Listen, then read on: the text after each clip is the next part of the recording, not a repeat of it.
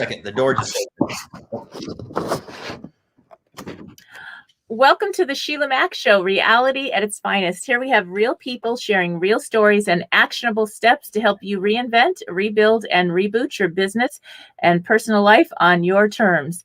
I'm your host, Sheila Mack, and today we have special guest Robert Radnoti, and he is a successful life coach, a strategist who has shaped thousands of clients, athletes, and business organizations to improve performance. He coaches how to implement custom life strategies in two key areas for a legendary life: the science of achievement and the art of fulfillment. His life has been full of hard-earned lessons and challenging experiences. So he was born during the Hungarian Revolution, where English was a secondary language. Wow. And growing up in Las Vegas, he went from delivering newspapers, working as a dishwasher and cook, to receiving academic and athletic achievements from the University of Colorado at Boulder with a chemical engineering degree and MBA from UCLA. And he's going to share a little bit more about his story. But he continued improving his tool bag of life coaching brilliance. He received leadership credentials from distinguished programs, including the Institute for Life Coach Training, Investment in Excellence, the 7 Habits of Highly Effective Leaders, the Hoffman Process, Transformation, Opono, and has traveled the world studying with Tony Robbins, life and business strategist, as a platinum member and senior leader, exploring human excellence and results coaching.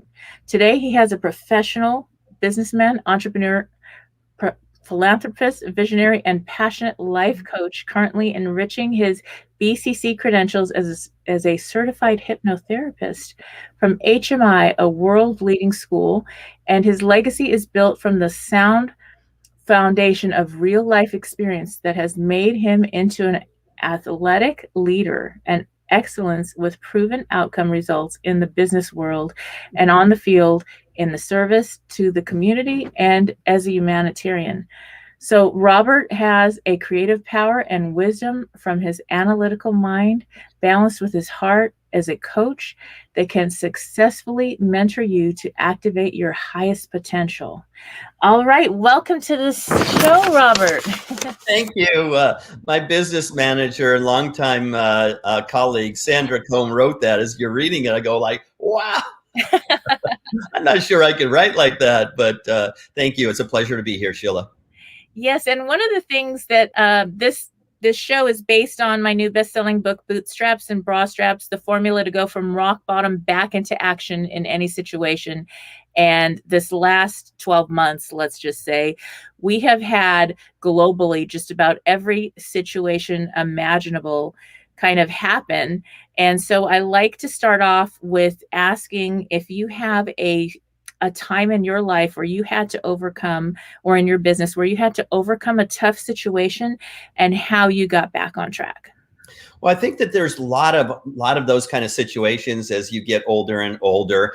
But maybe the one, since it's kind of recent, that's kind of interesting, is when the pandemic hit. I was getting ready to leave on 2.5 months of incredible travel all over the world, including a 30-day pilgrimage around the world, going to the 17 most sacred spiritual places in the world. And I was so excited about that. And one by one, the events started getting canceled. And I wasn't sure what I was going to do. I was ready to go. And I was in the middle of my hypnotherapy school at HMI that you mentioned. They were getting ready to actually expel me from school because I had exceeded the leave of absence policy. Because everything got canceled, I looked at my transcripts to see how far behind I was. And I was about 300 hours behind. And they didn't expel me because I didn't leave. I didn't miss another class.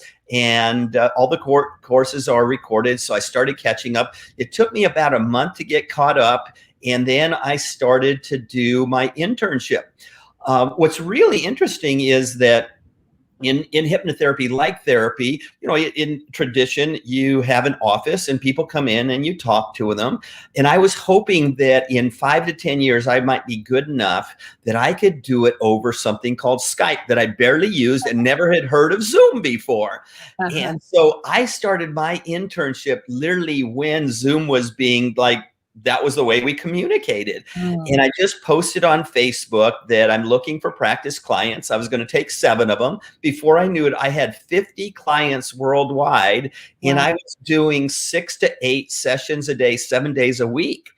And it was incredible the amount of learning that I had to do. This unfortunate incident that I didn't get to travel the world and had to stay here in a tough place, Malibu, California, and finish my hypnotherapy. But it turned out to be the best thing ever. And by the time I graduated in July this summer, the administration informed me that in the 53-year history of HMI, I had the most internship hours ever.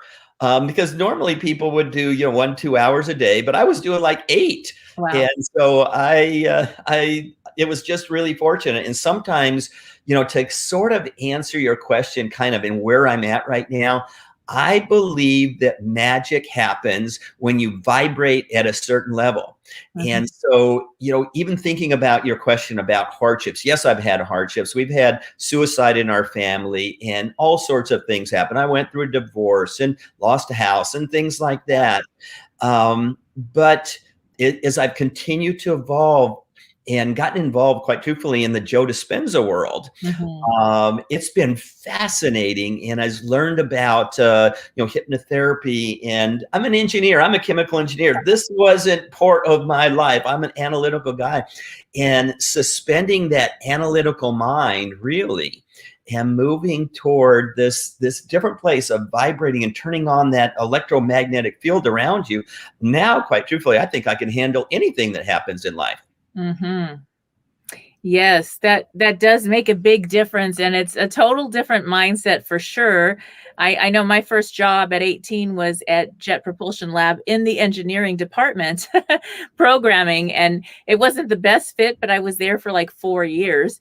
And so I learned a lot and was surrounded by engineers most of my even later on, because I lived in La Cañada near JPL. And so most of my close friends were either engineers or their husband was an engineer. And so that's what was around. So you don't talk about those other things, those woo-woo things. You must be a superstar, because JPL, getting a job there, that was one of the places I applied for. That would have been like the coolest thing. So congratulations for that. What was really wild? I did not have a degree. I was 18 years old. I had a certificate in programming. I didn't even qualify for the math to get into the class because I graduated high school at 15. And so I was the C student that didn't cheat.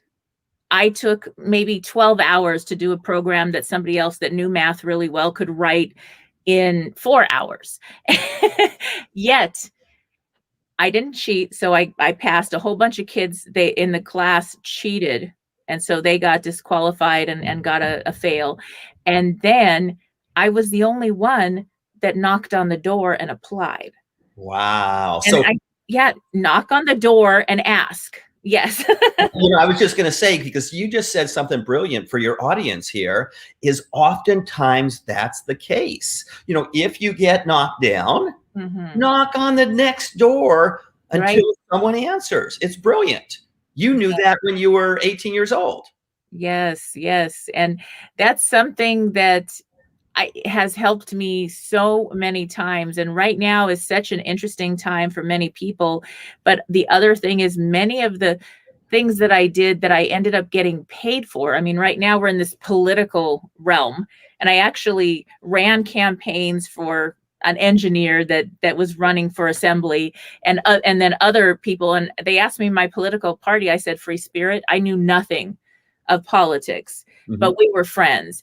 And I ended up getting paid and hired in the political realm because I was really good with people and coordinating, and the manager wasn't doing a good job, so I took over the campaign.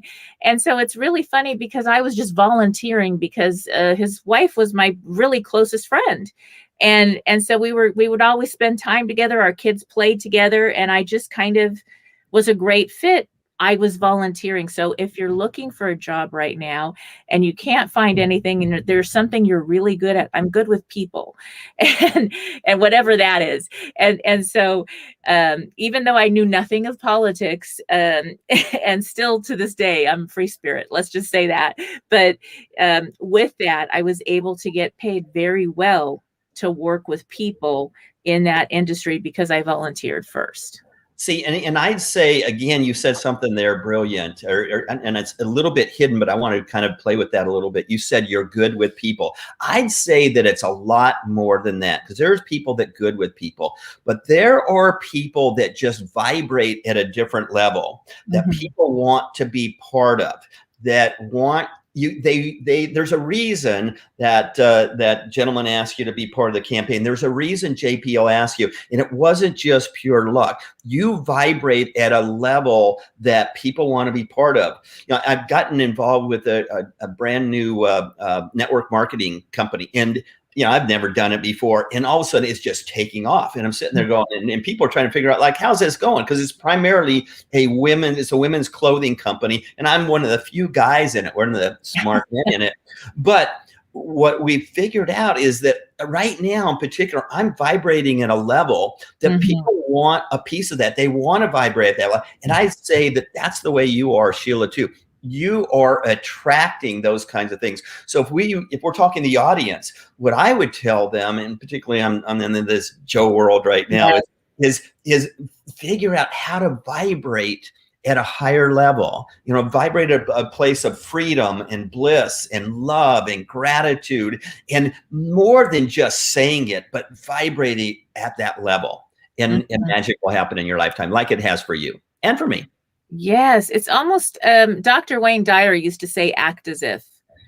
And I think that's something where you've got to believe that it's possible and live into something instead of, okay, well, it's not possible because, and you have all these reasons, because we all have reasons and there's stories, right? And so if we just forget about the stories and we're going, sit in the car that you want, or whatever you want to do, go knock on the door at the job that you really want. I needed the job I had a little baby at the time. I was very young. I had a child. They had free childcare. That was my main reason for wanting that job. They paid well and they had free childcare for all the engineer kids. So my little one literally stayed with the engineer kids, and he ended up, crazy as it is, he builds computers. He networked the Staples Center at 14, and he is a chess nerd that's an expert now, almost a master. So I don't know if that was something to do with that or not. Well, and I think it is. As you were speaking, I was thinking about what you read in my bio, that I help people with strategies and life strategies. And I think I'm kind of beyond that now, and you are too, because that's almost staying and living in this 3D world. And the things that you're describing are beyond the 3D world. There's a reason that happened. There's a reason you got a job at JPL, because people don't just walk in the door and get jobs at JPL. It is one of the most prestigious places to work in the world. And for them to have childcare, and for that to be the reason you go, the universe or God or higher power, whatever you believe in, directed you to that. That's what I've come to believe. I've shifted way beyond engineering now to just, it's all about mindset. How do you really effectively change your mindset? And I think that's why I got into hypnotherapy now, because I can help people actually shift their mindset, because it's not as simple as thinking it. You have to really integrate it into every cell in your body.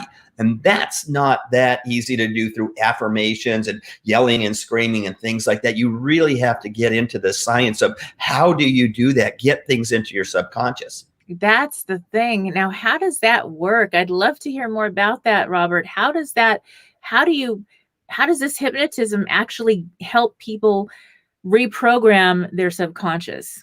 Well, it's interesting. I got into this because I was coaching track and field and cross country at Pepperdine University, and we were minimally funded, minimally scholarshiped in Division I program up against a UCLA, USC, the big schools, and I wanted to win so badly. That was my primary question. How do I win this? Which may or may not serve me well, but that's what it was.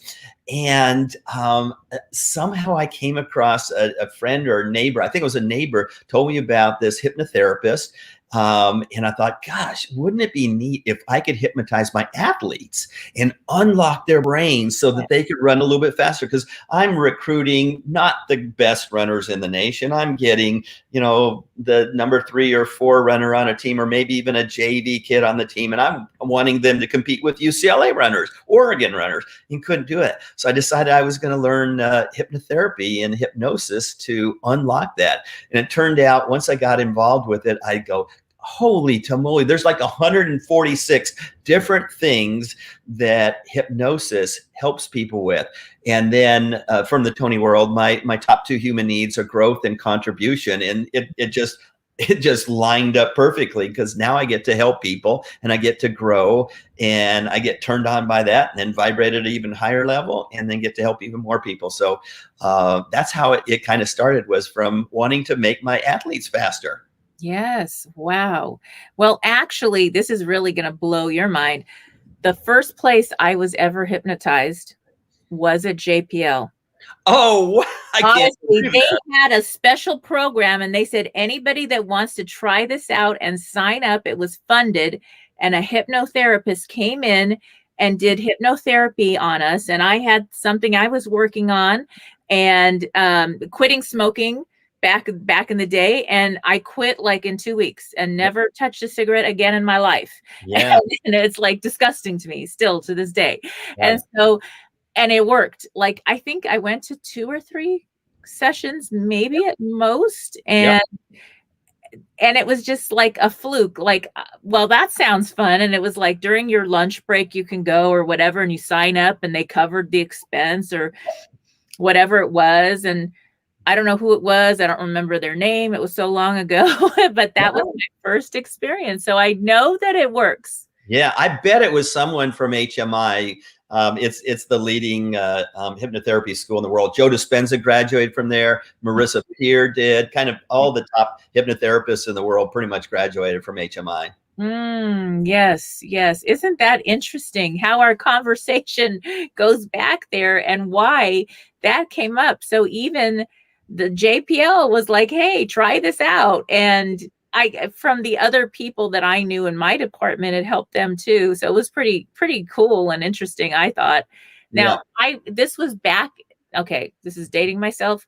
This was back in the day where we had DOS and we had intranet because it was government, but we did not have an internet at home yet. Mm-hmm. We did not have cell phones. That's how long ago it was. Yet they were doing hypnotherapy. Well, hypnotherapy has been around for hundreds of years. Quite truthfully. And so that doesn't surprise me at all. It is the leading process for smoking cessation. It has the highest success rate. I've done it with, I think, just 3 or 4 clients now in my short career in this. And one of them stopped in one day, one session, and one of them took like 3 or 4 sessions. So it depends on each person. Yes.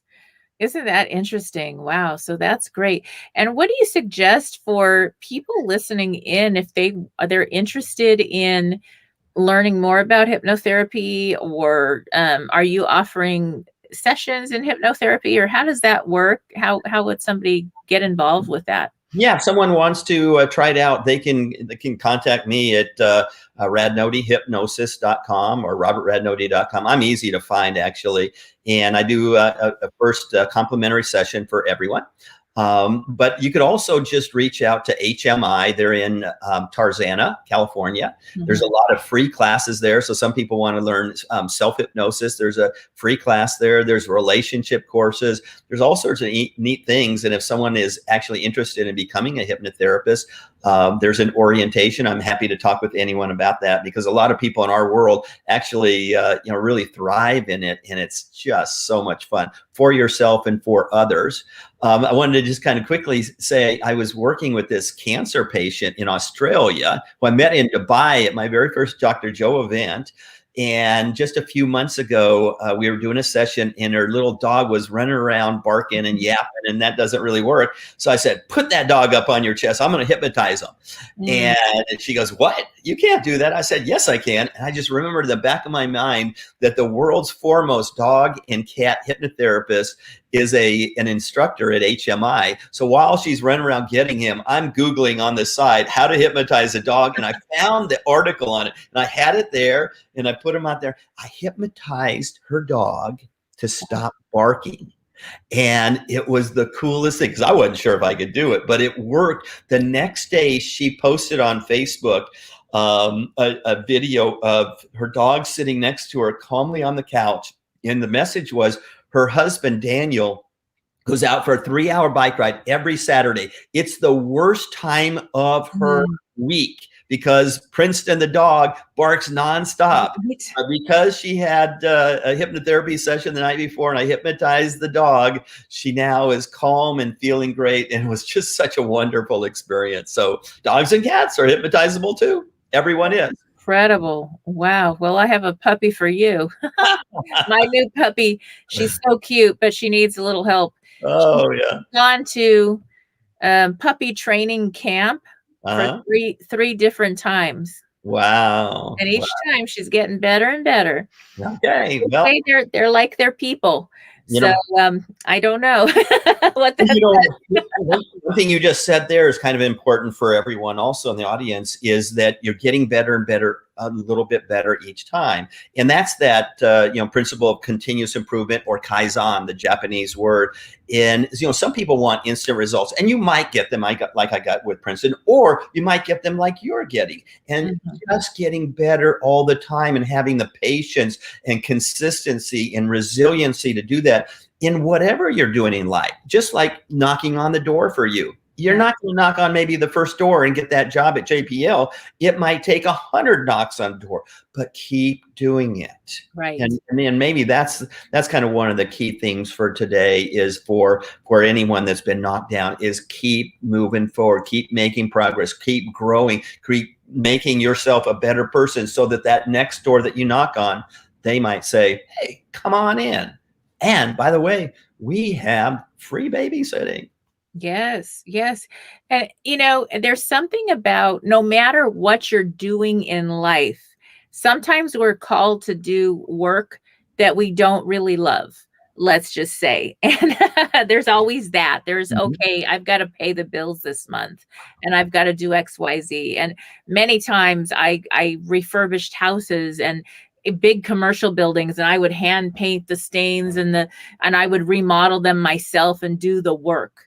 And it was such an experience, but it actually blessed me in so many ways and allowed me to do other things that I love that I wouldn't have been able to do had it not been for that sweat equity in something that I didn't love so much. But it's who you're being in all you're doing. So no matter what you're called to do this year, maybe because you've had a change in your job, or you've had to take on a second job or something, that's not forever, but it's how you show up at that job, who you're being and all you're doing, that's really going to make a difference on the energy in the room, how people see you, and your opportunities will show up so quickly that you won't be doing that. I did not love programming. Okay. I would go home and have to put ice on my neck and my wrists from the, carpal tunnel. I never did an operation. I never did anything. I never wanted to say anything. It was a good job, right? But all of a sudden, I ended up teaching the safety training classes and leading courses and leading tours. And I would do more and more of the other things. And so, and I was led toward more of what I was really happy doing, that was a better fit, even though I went in doing the programming, which was not it was like the wrong size shoe. It was very painful for me. And my body even was like, hey, this is just not forever, please. And, you know, you do what you need to do for your kids. You walk on fire, right? And you do whatever you need to do. But you know, at that point, my son was also very sick and I needed health insurance. So I was, maybe the look in my eye was like, you have to give me this job because I've got to get this kid to the hospital. And he would end up going to the hospital on a regular basis with super high fevers and, you know, this and that. So it was really an interesting time, but you're always led to where you're supposed to be guided to, even if you have to do something that's not quite a good fit at the moment. Yeah. Yeah. Well, and I truly believe that every experience you had made you the person you are today. If anything would have been different, you wouldn't be this beautiful, magical soul that you are. And that's true for every single person. And, you know, one of the biggest things I've learned in this hypnotherapy, and we've learned it in some of the personal development growth that we've had, but now I've experienced it because I get to hear the inside of their heads. They tell me like everything. It's like that Mel Gibson movie, What Women Want. I get to hear that from people, men and women. It's so cool. But it always comes down to feelings of worth and worthiness. And, you know, a lot of my work is actually instilling that, putting that into people's subconscious, that I am worthy. I am more than enough. I am loving, lovable, and loved.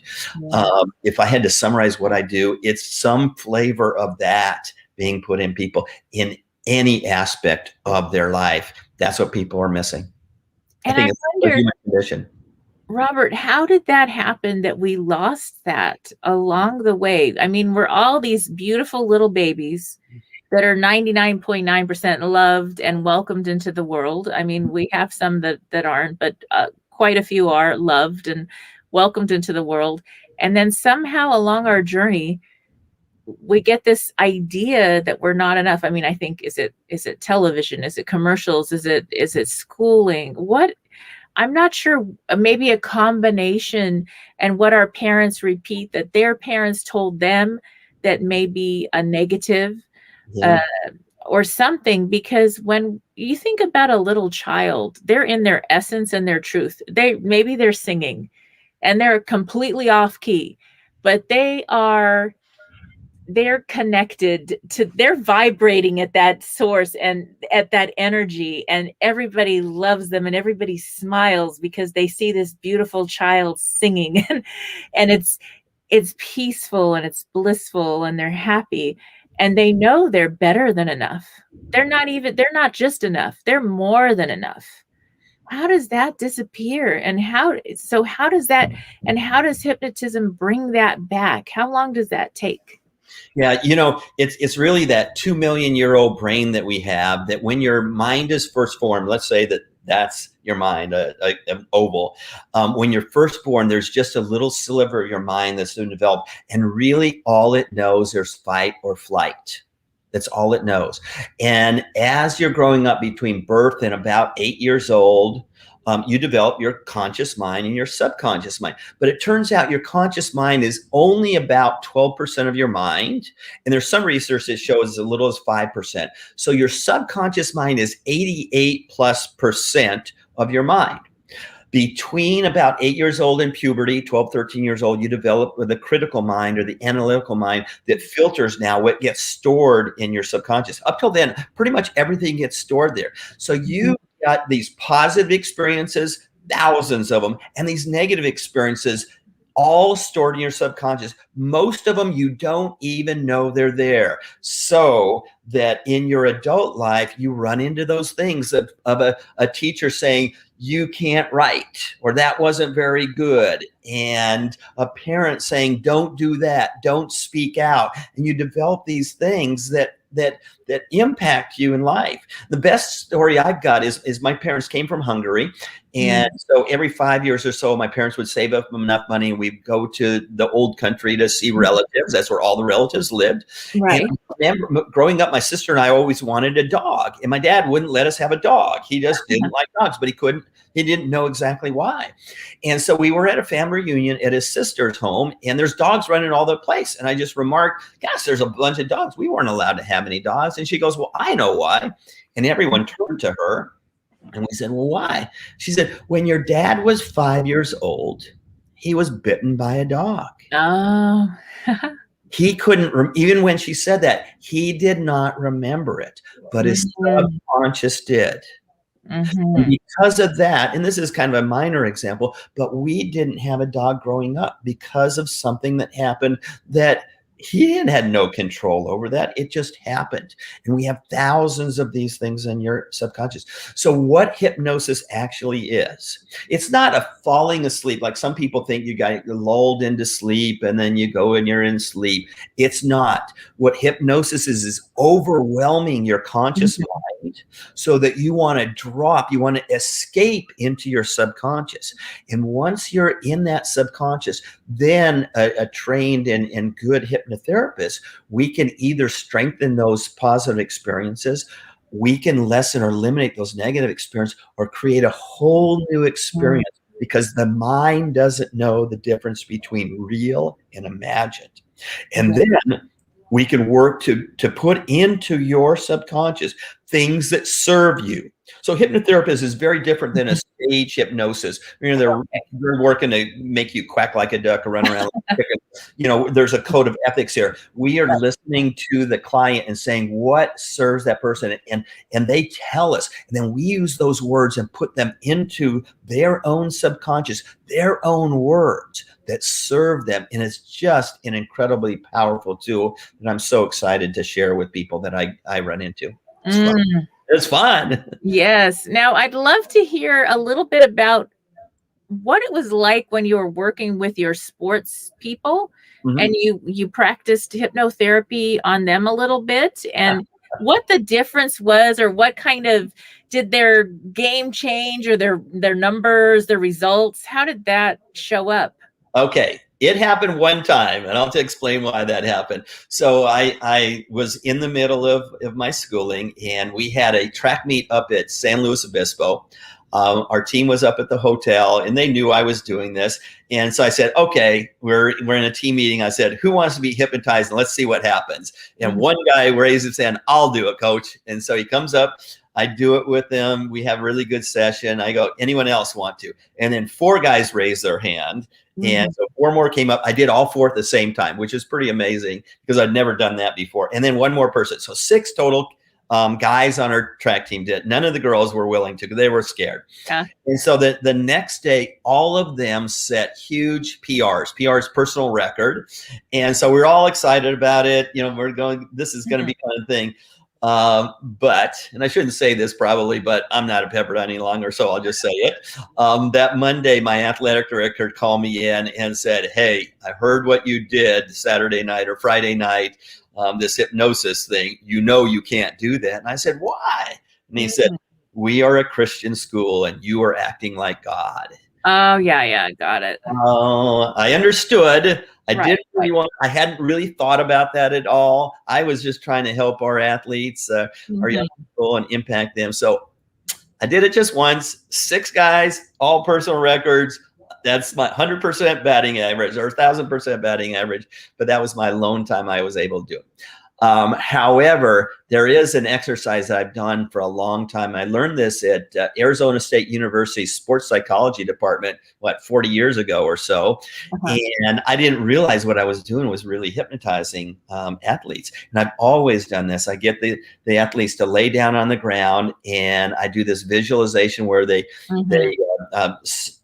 tense up their bodies and relax it. And I'm actually putting it into hypnosis. And then I go through a visualization. So I've done that all the time, but I didn't realize that was hypnosis until I went to hypnotherapy school. Wow. That makes sense. So what can people do, maybe if they just want to work on their, maybe reprogramming their self-conscious, or, you know, putting in more positives than negatives or something? what could they do themselves? Is there anything they can do? Sure. There's two things I'd say to answer that. First of them, one thing is I do this with a lot of clients. I ask them to do what I call the consciousness exercise. Mm-hmm. And so this is working at the conscious level, but that's where you can work at. And I ask people to start to notice when they say or think something that doesn't serve them. Yes. And so that's the first step, is just recognizing that. So I'll give them a week period. I'll give them a journal and say, just start to recognize this. And when you do, in your mind or out loud, say stop, cancel, and think about what I can do, what I should say or think in place of that. And you start with people but you have to do this consciously. So it's a little bit hard to make it long-term, but it's a good first step, is to become conscious of saying, I can't do that, or I don't want to do that, or that's not very good, or that person is, or whatever the case may be. But because people don't recognize that that's what they're doing. So the consciousness exercise is a good one. The other thing that I'd say is that when you first wake up and right before you go to sleep, you're in that near hypnotic place anyway. You're in your brainwaves are either at the alpha or maybe the theta stage when you're the most open to suggestions. So that's why, at the beginning of the day, when you first wake up, instead of looking at your phone, saying who messaged me, who texted me, blah, blah, blah, blah, blah, or turning on the news or whatever the case may be, if you just think about and create a morning routine, maybe around what you're grateful for, and then setting your attention for the day. Those are two simple things you could do in like just a few minutes. And then right before you go to sleep, the same kind of thing is be grateful for, thankful for the things that might have happened during the day. And then deciding what your intention is for tomorrow. Let go the things that were learning opportunities. Oh, right. Let go of them and just focus on. So you can almost self-hypnotize yourself just by doing those two things. And then that consciousness exercise works at that conscious level. The morning and evening can work at that subconscious level. If you can develop the consistency around that, you can make impact into your life fairly quickly. That's beautiful. And I mean, it made me think when you were explaining all this about our news right now. And I mean, all of 2020, the news was just ridiculous, and just not watching as much, but also having what went right today at home, in my community, at work, in my world, instead of focusing on the wrongs or the negatives that whatever. And I think there is a lot going on. Yes. I mean, you don't want to like totally ignore, reality. I do. But at the same time, you don't need to live there. You want to be aware, okay, the bridge is out, so I might have to take a different road home. But other than that, I don't need to know everything. Right. And just what really affects something. And then I go and I can just live my life and look at the positives. I mean, to me, it's almost like sports. I always said I have to admit this, and I know you're a sports guy. I never liked going to watch games, unless maybe it was my kids' games. But I like to play games. That doesn't mean I was a great sports person. I just liked to not be benched. Sure. So for me, I feel like when I'm watching the news, I'm benched and I'm watching all this stuff I can't change. I want to go actually play at life and see what I can do to make it better somehow. What can we do to make somebody better off on this planet right now? And that to me is, playing the game full out versus being benched and watching everybody else, whether that's watching negative news or watching shows about other people living life. Well, each of us are individuals, and we can impact the world that we live in, and we can make our world our playground. And there's many of us that's what we do. And, that's what we're really doing. That's what your program, your best-selling book is all about. That's the work that I do, is helping, teaching, mentoring, coaching, inspiring people to do exactly that. making their world, whatever their world is, just a beautiful place to live. By being and living in a beautiful state, you automatically pull all that up. Yes. And you'll notice, think about whether you work in a work environment right now with people, or even on a Zoom call or whatever you're doing, the energy in the room or on the Zoom call, let's say, if you have somebody walk in that has a negative state, woo, the energy goes down. And if somebody comes in with a positive, the energy goes up. So we affect, I mean, the leader in a company could be somebody that's actually just got hired as the janitor and could be leading the whole energy of the entire company. So that energy is so important. It's more important than the knowledge. You can always learn something.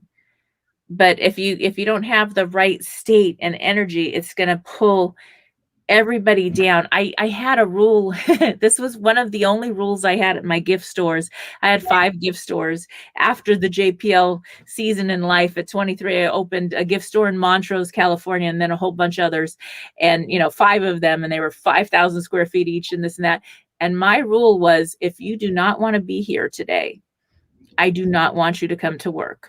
Because the energy of somebody that doesn't want to be there, whether you need to go to a concert or you need to go be with a loved one that's sick, whatever, the people will feel it and we will lose sales. Yeah. And it was 100%. There could be less people on the floor and we would make more sales than if that one person came in that did not want to be there. Yeah. We are energy beings, and managing our energy level. That's that vibrational level. When you vibrate, when your energy's up here, magic happens. It goes down here, which the news makes us, pulls us down.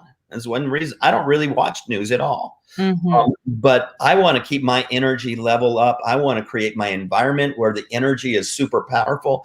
And, I've learned to really manage that energy state. And now magical, almost mystical things happen. And really, truly, every day is the best day ever again. That's something I picked up in Life and Wealth Mastery in Fiji. And it's just kind of, it's now part of my cellular structure through my subconscious. I used to say it all the time and go, well, shoot, I don't really believe that. But now it's true.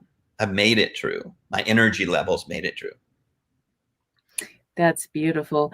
And I would love to ask you a quick, as we get ready to close out this talk, a quick question.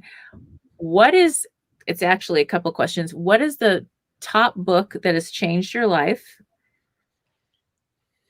Like, oh my goodness. I read a lot of books. I'll just say this because there's so many of them. I read a book last week and I've read hundreds of leadership books, and all of them are kind of the same. I try to get 1 or 2 new things out of them, but they're literally the same. But I read one last week called Leadership and Self-Deception. And I'd never heard of that. I thought I've heard of every book except for the new ones, but It's been around for years. It's sold 2 million copies in 30 plus languages by the Arbinger Institute.